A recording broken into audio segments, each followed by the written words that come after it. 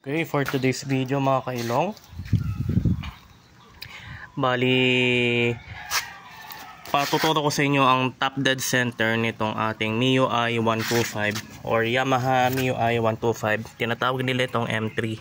So as you can see here on our video, itong guhit na ito ay nakatutok doon sa araw. Ayan. Yan ang kanyang top dead center dito sa kanyang stator or magneto flywheel sa USA. Now, dito naman, ayan, so wala tayong flashlight, no? Dali, kuha tayong flashlight. So ito, nakahanap tayo ng flashlight.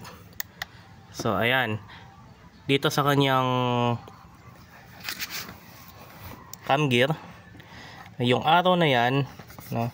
Itong arrow na yan ay dapat nakatutok doon sa kanyang arrow.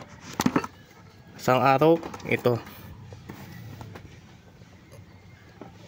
Asan na? Ayan.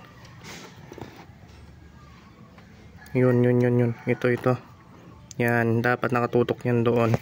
So, yan ang kanyang top dead center. Tapos, syempre, tamang tune up.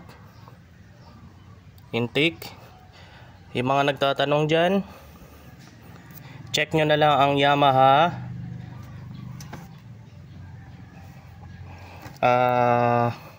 service manual.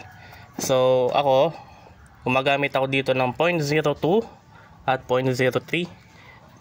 0.02 sa kanyang intake, tapos 0.03 sa kanyang exhaust. So ayun lang, sana makatulong sa inyo sa tamang pagta-top dead center at tamang timing, no?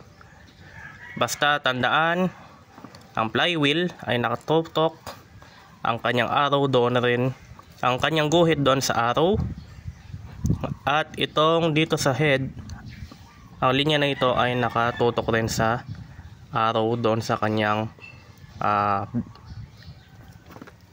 yan, sa aluminum. Ayan. Okay? Jiro Vlogs. Kung bago ka lang, subscribe at panoorin ang buong video na ito.